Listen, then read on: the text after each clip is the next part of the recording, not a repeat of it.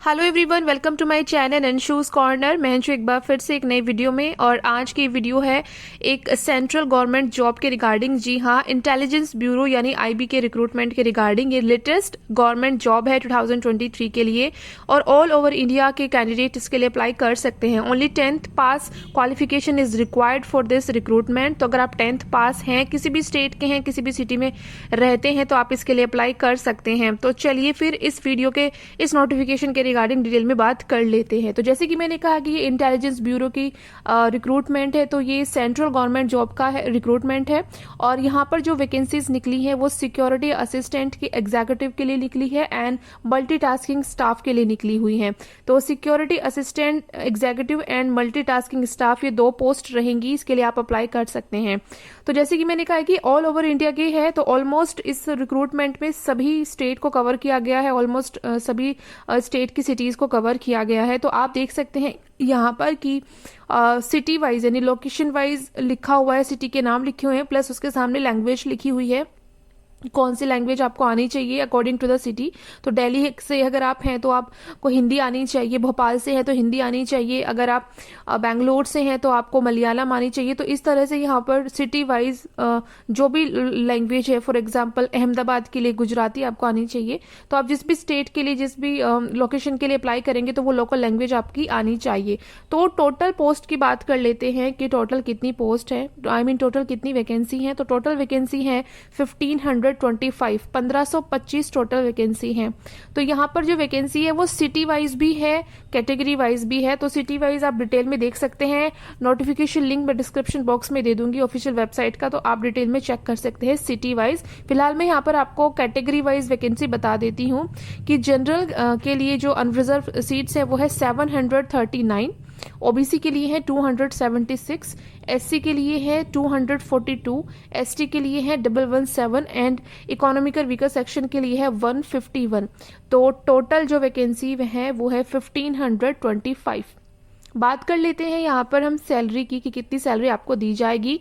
तो security assistant executive के लिए जो पे मैट्रिक्स रहेगा वो लेवल 3 का रहेगा, 21,700 से लेके 69,100 रहेगा। और प्लस इसके अलावा सेंट्रल गवर्नमेंट जो अलाउंसेस होते हैं वो भी आपको मिलेंगे। अब बात करते हैं मल्टीटास्किंग स्टाफ के लिए क्या सैलरी पैकेज रहेगा। तो यहाँ पर पे मैट्रिक्स रहेगा एमटीएस के लिए लेवल 1 का, और यहाँ पर सैलरी रहेगी 18,000 से लेकर के 56,900। और प्लस इसमें आपको सेंट्रल गवर्नमेंट जो अलाउंसेस होते हैं वो भी आपको दिए जाएंगे। तो ये है पे मैट्रिक्स।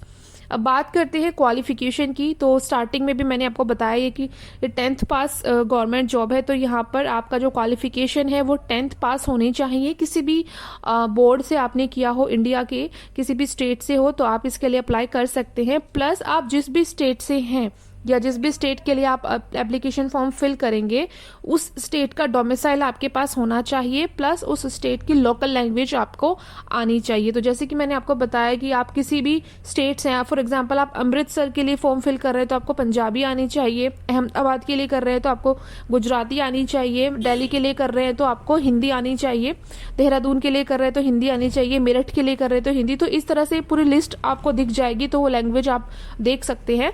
तो जिस भी स्टेट के लिए आप फिल करेंगे उसकी लोकल लैंग्वेज आनी चाहिए, उसका डोमिसाइल आपके पास होना चाहिए बस, और आपका 10th पास होना चाहिए। So this is the eligibility criteria. अब बात कर लेते हैं एज लिमिट की कि एज कितनी यहाँ पर आपको होनी चाहिए।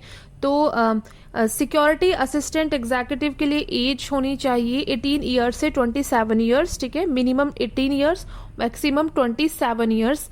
तो 27 ईयर्स से अबाव कैंडिडेट्स अप्लाई नहीं कर सकते हैं।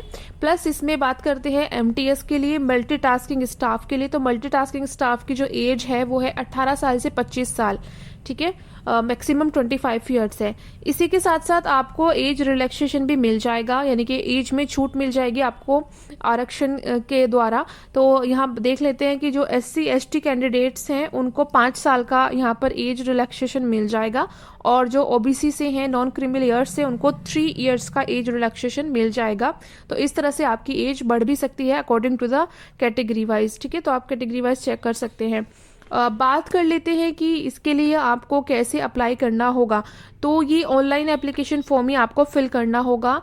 www.mha.gov.in ये ऑफिशियल वेबसाइट है, इसका लिंक आपको डिस्क्रिप्शन बॉक्स में भी मिल जाएगा। आपको इस पर विजिट करना होगा। आप पहले डिटेल में नोटिफिकेशन पढ़ेंगे, उसके बाद अप्लाई करेंगे। चलिए तब बात कर लेते हैं डेट की कि किस डेट से लेकर किस डेट तक आपको फॉर्म फिल करना है। तो फिलहाल जो आप देख रहे हैं नोटिफिकेशन, इसमें लिखा है 21 जनवरी से 10 फरवरी तक आप फिल कर सकते हैं, यानी कि 10 फेब आपकी लास्ट डेट रहेगी। बट अभी अभी नोटिफिकेशन रिलीज हुआ है www.mha.gov.in की ऑफिशियल वेबसाइट पर। तो यहाँ पर जो डेट रहेगी ना वो चेंज कर दी गई है। 28 जनवरी से 17 फरवरी तक आप ये फॉर्म फिल कर सकते हैं। ठीक है, 28 जनवरी से एप्लीकेशन फॉर्म फिल कर सकते हैं ऑफिशियल वेबसाइट पर जाकर के, और लास्ट डेट जो रहेगी फॉर्म फिल करने की वो 17 फरवरी रहेगी। तो 10 फरवरी से 17 फरवरी इसकी लास्ट डेट हो गई है। इसका नोटिफिकेशन अभी रिसेंटली ही ऑफिशियल वेबसाइट पर दिया गया है। अब बात कर लेते हैं यहाँ पर एप्लीकेशन फ़ीस की, कि जब आप ये फॉर्म फिल करेंगे तो कितना एप्लीकेशन फ़ीस आपको सबमिट कराना होगा। तो यहाँ पर दो वे में आपको सबमिट करानी होगी फ़ीस को। 50 रुपीज़ रहेगा, प्लस आपका 450 रुपीज़ रहेगा रिक्रूटमेंट प्रोसेसिंग चार्जेस का। तो 50 रुपीज़ प्लस 450 रहेगा आपका रिक्रूटमेंट प्रोसेसिंग चार्ज। तो इस तरह से आपकी एप्लीकेशन फ़ीस रहेगी। अब बात कर देते हैं यहाँ पर एग्ज़ाम की। एग्ज़ाम का क्या पैटर्न रहेगा, क्या मोड रहेगा। तो एग्ज़ाम आपका ऑनलाइन भी होगा, ऑफलाइन भी होगा। ऑनलाइन जो एग्ज़ाम होगा वो आपका 1 आवर का होगा, जिसमें 100 मार्क्स के क्वेश्चंस आएंगे, और ये MCQ होंगे, यानी मल्टीपल चॉइसेस के क्वेश्चन होंगे। और इसमें जो सेक्शन होंगे वो जनरल अवेयरनेस, क्वांटिटेटिव एप्टीट्यूड्स, ठीक है, इंग्लिश के होंगे, जनरल इंग्लिश, जनरल स्टडीज़। तो ये इस तरह से आपका ये क्वांटिटेटिव एप्टीट्यूड्स, इस तरह से आपका ऑनलाइन एग्ज़ाम होगा, जो कि मल्टीपल चॉइस क्वेश्चन रहेगा। और इसमें आपको 1/4 नेगेटिव मार्किंग का डिडक्ट किया जाएगा किसी भी एक गलत आंसर पर।